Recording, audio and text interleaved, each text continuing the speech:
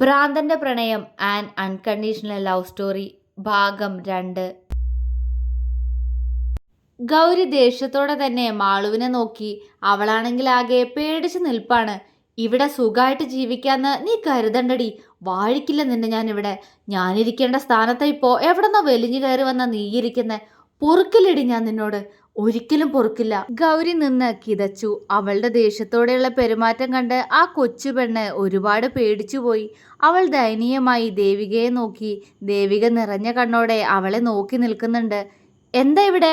ഗാംഭീര്യം നിറഞ്ഞ ആ ശബ്ദം കേൾക്കെ ഗൗരി ഭയന്നുകൊണ്ട് മാളുവിന്റെ അടുത്തു നിന്നും മാറി കല്യാണിയുടെ അടുത്തേക്ക് നിന്നു. അവൻ അവർക്ക് മുന്നിൽ വന്നു നിന്നു. മാളവിക പെട്ടെന്ന് എഴുന്നേറ്റ് നിന്ന് നിറഞ്ഞ കണ്ണോടെ അവനെ പേടിയോടെ നോക്കി. ചോദിച്ചത് കേട്ടില്ലേ, എന്താ ഇവിടെന്ന്? അവൻ കൈകൾ കെട്ടി ദേഷ്യത്തോടെ ഗൗരിയെ നോക്കി ചോദിച്ചു. ഹരിയേട്ടാ, അത് പിന്നെ. ഗൗരി വിക്കലോടെ എന്തോ പറയാൻ ശ്രമിച്ചു. അത് മോനെ ഹരി, ഒന്നുമില്ല മോനെ. ഗൗരിമോളി കുട്ടിയോട് വെറുതെ ഓരോന്ന് സംസാരിച്ചിരിക്കുമായിരുന്നു. കല്യാണി പെട്ടെന്ന് അവൻ്റെ അടുത്ത് വന്നു നിന്നു. ഹരി മാളവികയെ നോക്കി. തന്നെ പേടിയോടെ നോക്കി കണ്ണുകൾ തുടയ്ക്കുന്നവളെ കാണെ അവന് പാവം തോന്നിപ്പോയി. അവൻ അവളെ നോക്കി മനോഹരമായി പുഞ്ചിരിച്ചു. കരഞ്ഞു നിന്നവളുടെ മുഖം വിടർന്നുപോയി. മോൾക്ക് മുറി കാണിച്ചു കൊടുക്കു വല്യമ്മേ. അവൻ അവിടെ കണ്ണീരോടെ നിൽക്കുന്ന ദേവികയെ നോക്കി പറഞ്ഞു. അവർ പെട്ടെന്ന് തന്നെ കണ്ണുകൾ തുടച്ച് അവളെ കൂട്ടി ഒരു റൂമിലേക്ക് കൊണ്ടുപോയി. അവൾ അവരെ തന്നെ നോക്കി അവരുടെ പുറകെ തന്നെ നടന്നു. ദേവിക അവളെ പിടിച്ച് അവിടെയുള്ള കട്ടിലിലിരുത്തി. മാളു ഒരു പാവ കണക്കെ അവിടെ ഇരുന്നു. മോളെ മാളു, അവർ വാത്സല്യത്തോടെ അവളെ വിളിച്ചു. അവൾ മുഖമുയർത്തി അവരെ നോക്കി. അവളുടെ കണ്ണുകൾ നിറഞ്ഞിരുന്നു. അത് കണ്ടപ്പോൾ അവർക്കും സങ്കടം തോന്നി. അമ്മയുടെ കുട്ടി വിഷമിക്കണ്ടാട്ടോ, ഒക്കെ ശരിയാവും. അമ്മ ആദ്യം തന്നെ പറഞ്ഞിരുന്നില്ലേ മോളെ, ഗൗരിക്ക് ഉണ്ണിയെ കല്യാണം കഴിക്കണമെന്ന് വലിയ ആഗ്രഹമായിരുന്നു. പക്ഷേ അവൻ അങ്ങനെയൊന്നും ഇല്ലായിരുന്നു കേട്ടോ അവളോട്. മാത്രമല്ല അവളുടെ മോഡേൺ വേഷവും പെരുമാറ്റവും ഒന്നും അവന് ഇഷ്ടമല്ലായിരുന്നു. ബാംഗ്ലൂർ എവിടേക്കോ പോയി പഠിച്ചതാ ഗൗരിമോള്. അതിനുശേഷം അവളുടെ വേഷവും സംസാര രീതിയും ഒക്കെ പാടെ മാറിപ്പോയത്. അതിനു മുന്നേ വാശിക്കാരി തന്നെ ആയിരുന്നു കേട്ടോ അവള്. എൻ്റെ ഗായത്രി മോളെ ഒരുപാട് വേദനിപ്പിച്ചിട്ടുണ്ട് അവളും അവളുടെ അമ്മയും കൂടി. അതിനൊക്കെ ഉള്ളത് അവർക്ക് ഈശ്വരൻ കൊടുത്തോളും. എൻ്റെ കുട്ടി കരയരുത്, എല്ലാം ശരിയാവും. അമ്മയ്ക്ക് അവരോടൊന്നും ദേഷ്യപ്പെട്ട് സംസാരിച്ച് ശീലമില്ല. അത് അമ്മയ്ക്കൊന്നും പറയാൻ കഴിയാതെ പോയത്. അവർ അവളെ നോക്കി വിഷമത്തോടെ പറഞ്ഞു. മാളു അവരെ തന്നെ ശ്രദ്ധയോടെ കേട്ടിരിക്കുകയായിരുന്നു. മോള് ഈ വേഷമൊക്കെ ഒന്ന് മാറിക്കോളൂ കേട്ടോ.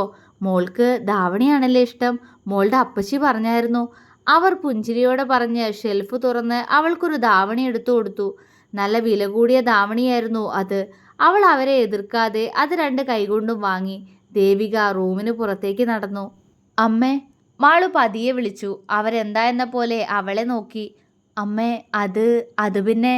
അവൾ അവരോട് എന്തോ വിക്കി വിക്കി പറയാൻ ശ്രമിച്ചു. എന്താ മോളെ? അവരവളോട് സംശയത്തോടെ ചോദിച്ചു. അതമ്മേ, ഗായത്രി ചേച്ചി എവിടെ? അവൾ സംശയത്തോടെ അവരോട് ചോദിച്ചു. ദേവിക ഞെട്ടിക്കൊണ്ട് അവളെ നോക്കി. അവളും അവരെ തന്നെ നോക്കി നിൽക്കുകയായിരുന്നു. അമ്മേ. ദേവിക മറുപടി ഒന്നും പറയുന്നില്ല എന്ന് കണ്ടതും മാളു വീണ്ടും വിളിച്ചു. അവരവരുടെ വിയർപ്പ് പൊടിഞ്ഞ മുഖം കൈകൊണ്ട് തുടച്ചുകൊണ്ട് അവളെ നോക്കി. ഗായുമോൾ എവിടെയെന്ന് മോൾക്കറിയില്ലേ? അവരുടെ കണ്ണിൽ സംശയം.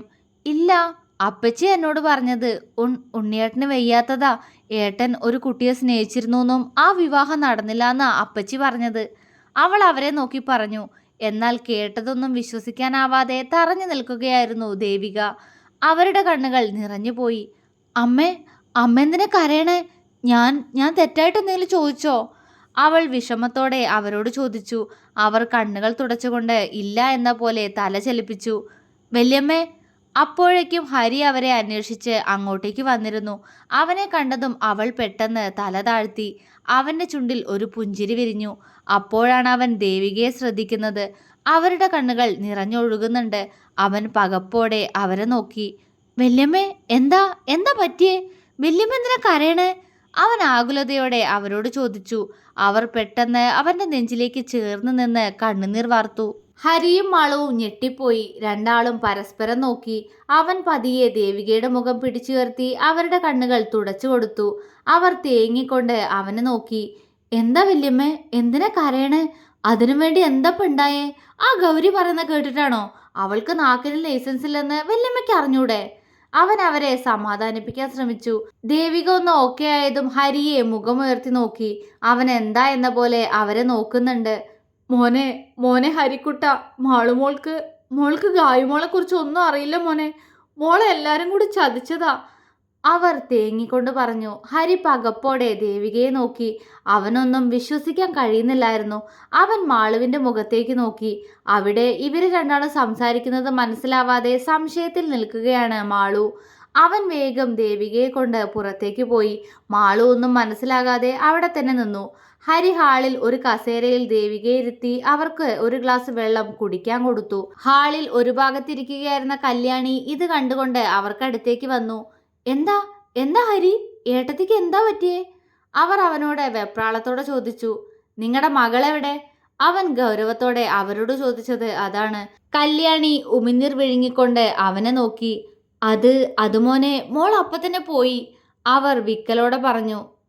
നിങ്ങള് വല്യമ്മയുടെ അടുത്ത് നിൽക്ക്, ഞാനിപ്പോ വരാം. അവൻ അത്രയും പറഞ്ഞ് മാളുവിന്റെ റൂമിലേക്ക് പോയി. ഹരിയെ കണ്ടതും മാളു വേഗം കട്ടിലിൽ നിന്നും എഴുന്നേറ്റ് തല താഴ്ത്തി നിന്നു. മാളു മോളെ, നിനക്ക് അറിയില്ലേ ഗായത്രി എവിടെയെന്ന്? ഗായത്രി ആരാന്ന്? അവൻ സംശയത്തോടെ ചോദിച്ചു. അവൾ മുഖമുയർത്തി അവനെ നോക്കി. അവൻ സംശയത്തോടെ അവളെ നോക്കി നിൽക്കുന്നുണ്ട്. ഗൗരിയുടെ ചേച്ചിയെ ഗായത്രി ചേച്ചിന്ന് ഗൗരി പറഞ്ഞു. ഉണ്ണിയേട്ടനുമായിട്ട് കല്യാണം ഉറപ്പിച്ചു വെച്ചതായിരുന്നു അല്ലേ? എന്നിട്ട് എന്താ കല്യാണം നടന്നില്ല? അതൊന്നും എന്നോട് ആരും പറഞ്ഞില്ല. കല്യാണം മുടങ്ങിയെന്ന് മാത്രമേ അമ്മാവൻ അപ്പച്ചിയോട് പറഞ്ഞിട്ടുള്ളൂ, അവൾ ഹരിയോട് പറഞ്ഞു. ഹരി അവളെ ഞെട്ടലോടെ നോക്കി. അവളുടെ നിഷ്കളങ്കമായ മുഖത്തേക്ക് നോക്കുന്തോറും അവന് വിഷമം വരാൻ തുടങ്ങി. കുറച്ചു സമയത്തിന് ശേഷം അവനൊന്ന് ദീർഘനിശ്വാസം വിട്ടു. മാളു, ഗായത്രി ഉണ്ണിയായിട്ട് വിവാഹം ഉറപ്പിച്ചു വെച്ച് അത് മുടങ്ങിപ്പോയ കുട്ടിയല്ല. പിന്നെ? അവൾ ആകാംക്ഷയോടെ ചോദിച്ചു. അത് മോളെ, ഗായത്രി അവൾ ഉണ്ണിയുടെ ഭാര്യ, അവൻ പതിയെ പറഞ്ഞു. കേട്ടതൊന്നും വിശ്വസിക്കാനാവാതെ മാളു തറഞ്ഞു നിന്നുപോയി. മാളുവിന് തല കറങ്ങുന്നത് പോലെ തോന്നി. അവൾ ഒരു ബലത്തിനെന്ന പോലെ ടേബിളിൽ പിടിച്ചു നിന്നു. അവളുടെ കണ്ണുകൾ നിറഞ്ഞു. ചതിച്ചിരിക്കുന്നു, എല്ലാരും കൂടെ ചേർന്ന് എന്നെ ചതിച്ചിരിക്കുന്നു. ഇതിനു വേണ്ടി എന്ത് ദ്രോഹ ഞാൻ എല്ലാരോടും ചെയ്ത്? അവൾക്ക് അറിയുമായിരുന്നില്ല. അല്ലെങ്കിലും അച്ഛനും അമ്മയും കുഞ്ഞുനാളിൽ തന്നെ നഷ്ടപ്പെട്ട തന്നെ അവർ ഇത്രയും കാലം നോക്കിയത് പോലും എൻ്റെ അച്ഛൻ്റെ അമ്മയുടെ സ്വത്ത് മോഹിച്ചല്ലേ. എല്ലാം കിട്ടിക്കഴിഞ്ഞപ്പോൾ തലയ്ക്ക് സുഖമില്ലാത്ത ആളെ കൊണ്ട് എന്നെ വിവാഹം കഴിപ്പിക്കുകയും ചെയ്തു. ഇപ്പോ പറയുന്ന കേട്ടില്ലേ, അയാളൊരു രണ്ടാം കെട്ടുകാരനാണെന്ന്. അവളുടെ കണ്ണുകൾ നിറഞ്ഞൊഴുകി. അവളിൽ നിന്നൊരു തേങ്ങൽ പുറത്തു വന്നു. ഹരി ദയനീയമായി അവളെ നോക്കി. അവൾ അവനെ നോക്കി പുഞ്ചിരിച്ചു. എല്ലാ അർത്ഥത്തിലും തോറ്റുപോയവളുടെ പുഞ്ചിരി. മോളെ മാളു, ഹരിയേട്ടൻ പറയുന്നത് മോള് ശ്രദ്ധിച്ച് കേൾക്കണം. ഞങ്ങളാരും മോളെ ചതിച്ചിട്ടില്ല. ഞങ്ങളെല്ലാം മോളുടെ അമ്മാവനോട് തുറന്നു പറഞ്ഞതാ. അവൾ അവനെ നോക്കി പുഞ്ചിരിച്ചു. എനിക്കറിയാം നിങ്ങളെല്ലാവരും സത്യങ്ങളെല്ലാം അമ്മാവനോട് തുറന്നു പറഞ്ഞു കാണുമെന്ന്. പക്ഷേ ഒന്നും ഞാൻ അറിഞ്ഞിട്ടില്ല കേട്ടോ. അറിയാറുമില്ല അവിടുത്തെ കാര്യങ്ങളൊന്നും ഞാൻ, അവൾ വേദനയോടെ പറഞ്ഞു. നിങ്ങൾ ആരെവിടുത്തെ? ക്ഷമിക്കണം, എനിക്ക് അറിയാത്തോണ്ടാ, അവൾ താഴ്ന്ന മുഖത്തോടെ പറഞ്ഞു. ഞാൻ വിനോദിന്റെ അച്ഛൻ്റെ അനിയൻ്റെ മകനാ, ഹരി, അവൻ പരിചയപ്പെടുത്തി. അവൾ തല കുലുക്കി. ഞാനും വിനുവും ജ്യേഷ്ഠാനുജന്മാരുടെ മക്കൾ എന്നതിലുപരി ബെസ്റ്റ് ഫ്രണ്ട്സ് ആയിരുന്നു. എന്തും തുറന്നു പറയുന്ന സുഹൃത്തുക്കൾ. വിനോദ് ഒറ്റ മകനാ. എനിക്കൊരു അനിയത്തി കൂടിയുണ്ട്. ഞങ്ങൾക്കിടയിൽ ഒന്നും മറച്ചു വെക്കാറില്ല ഞങ്ങള്. എന്നിട്ടും അത്ര അടുത്ത ഫ്രണ്ട്സ് ആയിരുന്നിട്ടും എൻ്റെ വിനുവിന് ഇപ്പൊ എന്നെ ഓർമ്മയില്ല. അവൻ വേദനയിൽ കലർന്നൊരു പുഞ്ചിരിയോടെ അവളോട് പറഞ്ഞു. അവളുടെ കണ്ണുകളും നിറഞ്ഞിരുന്നു. ഏട്ടാ, ഗായത്രി ചേച്ചി എവിടെ? അവൾ വിറയ്ക്കുന്ന ചുണ്ടുകളോടെ ചോദിച്ചു. ഹരിയുടെ ചുണ്ടിൽ പുഞ്ചിരിയാണ്. കണ്ണുകൾ നിറയുമ്പോഴും അവൻ്റെ ഉള്ളിൽ ഹരിയേട്ട എന്ന് വിളിച്ച് ഓടി വരുന്ന ആ കൊച്ചു പാവാടക്കാരി മിഴിവോടെ നിറഞ്ഞു നിന്നു. അവള് പോയടോ. എൻ്റെ വിനുവിനെ തനിച്ചാക്കി അവൾ ഈ ഭൂമിയിൽ നിന്ന് തന്നെ പോയി. അവൻ നിറഞ്ഞ കണ്ണുകൾ അമർത്തി തുടച്ചുകൊണ്ട് അവളോട് പറഞ്ഞു. മാളു ഞെട്ടലോടെ അവനെ തന്നെ നോക്കി നിൽക്കുകയായിരുന്നു. അവളുടെ കണ്ണുകളും നിറഞ്ഞിരുന്നു. എങ്ങനെ? അവൾ തേങ്ങലോടെ അവനോട് ചോദിച്ചു. ഹരി പറയാൻ തുടങ്ങി ഗായത്രിയെയും അവളുടെ ജീവനായ വിനുവേട്ടനെയും കുറിച്ച്. കല്യാണി അപ്പച്ചിയുടെ ആദ്യ വിവാഹം ഒരു പരാജയമായിരുന്നു. അയാളൊരു സംശയരോഗിയായിരുന്നു. മാത്രമല്ല അപ്പച്ചി ഒരു എടുത്തുചാട്ടക്കാരിയായിരുന്നു. അതുകൊണ്ട് തന്നെ ആ വിവാഹബന്ധം അധിക നാൾ മുന്നോട്ട് പോയില്ല. അയാളെ വേണ്ടാന്ന് തീരുമാനിച്ചതും അപ്പച്ചി തന്നെയായിരുന്നു. പിന്നീട് 2 വർഷം കഴിഞ്ഞപ്പോൾ വിനോദിന്റെ അച്ഛൻ്റെ ഒരു ഫ്രണ്ടാ അപ്പച്ചിയെ കല്യാണം കഴിക്കുന്നത്, ശ്രീധരൻ. ആളൊരു പാവം സ്കൂൾ മാഷായിരുന്നു. ഇവരെ കല്യാണം കഴിക്കുന്ന സമയത്ത് അദ്ദേഹത്തിന് 2 വയസ്സുള്ള ഒരു മോള് കൂടി ഉണ്ടായിരുന്നു, ഗായത്രി. അത്രയും പറഞ്ഞ് ഹരി മാളുവിനെ നോക്കി. അവൾ കേട്ടതിന്റെ അങ്കലാപ്പിലായിരുന്നു. അപ്പോ അപ്പോ ഗായത്രി ചേച്ചി കല്യാണിയപ്പച്ചിയുടെ സ്വന്തം മകളല്ലേ? അവൾ സംശയത്തോടെ ചോദിച്ചു. അല്ല, അവൻ പറഞ്ഞു. അപ്പോ ഗൗരി? ഗൗരി അപ്പച്ചിയുടെ അമ്മാവന്റെ മകള് തന്നെയാ. ഗായത്രിയുടെ അമ്മ പ്രസവത്തോടെ മരിച്ചുപോയതാ. ഗായത്രിക്ക് വേണ്ടിയാ അദ്ദേഹം മറ്റൊരു വിവാഹത്തിന് തയ്യാറായത് പോലും. എന്നിട്ട്? മാളു ആകാംക്ഷയോടെ ചോദിച്ചു. എന്നിട്ടെന്താ, ഗൗരി അവർക്കിടയിലേക്ക് വരുന്നത് വരെ അപ്പച്ചിക്ക് ഗായുവിനോട് വലിയ ഇഷ്ടായിരുന്നു. പക്ഷേ അവള് വന്നതിന് ശേഷം ഗായത്രി അവർക്കിടയിൽ നിന്ന് പതിയെ അകറ്റാൻ തുടങ്ങി. ഇതൊക്കെ അമ്മാവൻ അറിഞ്ഞു വന്നപ്പോഴേക്കും വർഷം കുറെ കഴിഞ്ഞിരുന്നു. പിന്നെ ആളൊരു സമാധാനപ്രിയനായതുകൊണ്ട് അപ്പച്ചിയെ പറഞ്ഞ് മനസ്സിലാക്കാൻ ശ്രമിച്ചു. പക്ഷേ ഒരു ഫലവും ഉണ്ടായില്ല. ഗൗരി നല്ല വാശിക്കാരിയാ. ആഗ്രഹിച്ച എന്തും അവള് നേടിയെടുക്കും. അവൾ ആഗ്രഹിച്ച ഒന്ന് മാത്രമേ അവളുടെ കൈവിട്ട് പോയിട്ടുള്ളൂ. അവൻ പറഞ്ഞു നിർത്തി. എന്താ അത്? മാളു ആകാംക്ഷയോടെ ചോദിച്ചു. വിനോദ്, നിന്റെ ഉണ്ണിയേട്ടൻ. അവൻ പറയുന്നത് കേട്ട് അവൾ ഉൾക്കിടിലത്തോടെ ഹരിയെ മുഖമുയർത്തി നോക്കി. അവൻ അവളെ നോക്കി പുഞ്ചിരിച്ചു. ഗായത്രിയായിട്ട് അമ്മാവൻ അപ്പച്ചിയുടെ ജീവിതത്തിലേക്ക് വരുമ്പോൾ വിനോദിനും എനിക്കും അന്ന് 4 വയസ്സാ. ഞങ്ങൾക്ക് രണ്ടാൾക്കും അവളെ ഒരുപാട് ഇഷ്ടായിരുന്നു.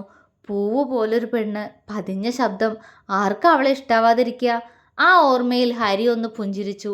എന്തിനോ മാളുവിന്റെ ചുണ്ടിലും ഒരു പുഞ്ചിരി വിരിഞ്ഞു. എനിക്ക് അനിയത്തിയെപ്പോലെ അല്ല, എൻ്റെ അനിയത്തി തന്നെയായിരുന്നു ഗായത്രി. ഞങ്ങളെല്ലാവരും ഗായു എന്നാട്ടോ അവളെ വിളിക്കുക. പക്ഷേ വിനോദിന് അവൾ അനിയത്തി അല്ലായിരുന്നു എന്ന് മുതിർന്നു കഴിഞ്ഞപ്പോഴാണ് എനിക്ക് മനസ്സിലായത്. പ്രണയമായിരുന്നു അവൻ അവളോട്. ആർക്കും വിട്ടുകൊടുക്കാനാവാത്ത അത്രയും സ്വാർത്ഥമായ പ്രണയം. അവൻ അവളോട് തോന്നിയ ഇഷ്ടം ആദ്യം തുറന്നു പറഞ്ഞതും എന്നോട് തന്നെയായിരുന്നു. സന്തോഷമേ തോന്നിയിട്ടുള്ളൂ. എൻ്റെ ഗായുമോളല്ലേ, അവൾക്ക് എൻ്റെ വിനുമതി. എൻ്റെ കൂടി പിൻബലത്തിലാ വിനോദ് അവളോട് അവൻ്റെ ഇഷ്ടം പറഞ്ഞത്. പകപ്പായിരുന്നു ആ മുഖത്ത് ആദ്യം ഉണ്ടായിരുന്നത്. അവൾ മറുപടി ഒന്നും പറയാതെ തന്നെ വീട്ടിലേക്ക് മടങ്ങിപ്പോയി. പക്ഷേ പിന്നീട് അവനെ നോക്കുന്ന അവളുടെ കണ്ണുകളിലെ നാണം ഞങ്ങൾക്ക് മനസ്സിലാക്കി തന്നു ഗായുവിനും അവളുടെ വിനുവേട്ടനോട് പ്രണയാണെന്ന്. വിനോദ് പെട്ടെന്ന് ദേഷ്യം വരുന്ന സ്വഭാവക്കാരനാ. അവൻ്റെ അച്ഛൻ കൊണ്ടു നടന്ന ബിസിനസ് അച്ഛൻ്റെ മരണശേഷം നോക്കി നടത്തിയത് അവനായിരുന്നു. അച്ഛൻ? മാളു ഇടയ്ക്ക് കയറി ചോദിച്ചു. പോയി, അറ്റാക്കായിരുന്നു. അവനന്ന് 24 വയസ്സ്. 1 വർഷത്തിന് ശേഷം വിനോദ് ഗായത്രിയോടുള്ള ഇഷ്ടം അമ്മാവനോട് തുറന്നു പറഞ്ഞു. അമ്മാവന് നല്ല സന്തോഷമായിരുന്നു. പക്ഷേ ഗൗരി അപ്പച്ചിയും അതിനുശേഷം ഗായത്രിയെ ഒരുപാട് ഉപദ്രവിച്ചു. അവൾക്ക് വിനോദിനോട് ഇഷ്ടമുണ്ടായിരുന്നു പോലും. അതിഷ്ടല്ല, അവൻ്റെ സ്വത്തുക്കളോടുള്ള മോഹം. ഹരി പുച്ഛത്തോടെ പറഞ്ഞു. മാളു അവനെ കേട്ടുകൊണ്ട് നിന്നു. അമ്മാവൻ കുറെ എതിർക്കാൻ നോക്കിയതാ അപ്പച്ചിയും ഗൗരിയും. പക്ഷെ കഴിഞ്ഞില്ല. അവളെ കൂടുതൽ ഉപദ്രവിക്കുന്നത് കണ്ടു നിൽക്കാൻ അമ്മാവനും കഴിഞ്ഞില്ല. ഒരു നെഞ്ചുവേദനയുടെ രൂപത്തിൽ അമ്മാവൻ പോയി. അതിനുശേഷം ഗായത്രി അവിടെ നിർത്താൻ വിനോദ് സമ്മതിച്ചില്ല. അവൻ്റെ വാശി കൊണ്ട് അന്ന് തന്നെ അവളെ കൂട്ടി ഇങ്ങോട്ട് പോന്നു. അവൻ പറഞ്ഞു നിർത്തി. എന്നിട്ട്?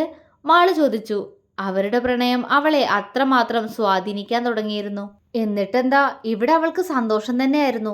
വല്യമ്മയ്ക്ക് അവളെ വലിയ കാര്യമായിരുന്നു. അത്രയ്ക്ക് പാവ എൻ്റെ ഗായുമോള്. ഇതിനിടയിൽ ഗൗരി അപ്പച്ചിയും പലപ്പോഴും വന്ന് പ്രശ്നം ഉണ്ടാക്കിയിട്ടുണ്ട്. അവൾക്ക് ഇവനെ വേണം പോലും. ഒരിക്കൽ കൊടുത്തു അവൾക്കിട്ട് ഞാനൊരെണ്ണം. പിന്നെ അങ്ങനെ ഒരു സംസാരമായിട്ട് അവൾ ഇങ്ങോട്ട് വന്നിരുന്നില്ല. ഗായത്രിയുടെ അച്ഛൻ മരിച്ച് 1 വർഷം കൂടി കഴിഞ്ഞായിരുന്നു ഗായത്രിയുടെ വിനോദിൻ്റെ വിവാഹം. കല്യാണം നടക്കുന്നതിന് മുന്നേ അവരൊരു വീട്ടിലായിരുന്നെങ്കിലും ഒരിക്കൽ പോലും അവരുടെ ബന്ധം പരിധി വിട്ടു പോയിട്ടില്ല. അങ്ങനെ 1 വർഷത്തിന് ശേഷം വിനോദിൻ്റെയും ഗായത്രിയുടെയും വിവാഹം നടന്നു. അന്നെൻ്റെ വിനു എത്ര സന്തോഷത്തിലായിരുന്നെന്നോ. ഹരി നിറഞ്ഞ കണ്ണുകൾ തുടച്ചുകൊണ്ട് അവളോട് പറഞ്ഞു. അവളുടെ കണ്ണുകളും നിറഞ്ഞിരുന്നു. പക്ഷേ ദൈവത്തിന് പോലും അവരോട് അസൂയ തോന്നിക്കാണും. അതല്ലേ എൻ്റെ ഗായുവിനെ പെട്ടെന്ന് കൊണ്ടുപോയത്, എൻ്റെ വിനുവിനെങ്ങനെ ഒരവസ്ഥയിൽ എത്തിച്ചത്. ഹരി കണ്ണുനീരിൽ കലർന്നൊരു പുഞ്ചിരിയോടെ അവളോട് പറഞ്ഞു. ആ നിമിഷത്തെ അറിയാൻ എന്ന പോലെ മാളു അവനെ നോക്കി നിന്നു. തുടരും. അപ്പോൾ സ്റ്റോറി കേൾക്കുന്നവർ ലൈക്ക് ചെയ്യണേ. അതേപോലെ തന്നെ നമ്മുടെ സ്റ്റോറിയെക്കുറിച്ചുള്ള അഭിപ്രായങ്ങൾ താഴെ അറിയിക്കണേ. കൂടെ നമ്മുടെ ചാനൽ സബ്സ്ക്രൈബ് ചെയ്ത് സപ്പോർട്ടും കൂടെ തരണേ.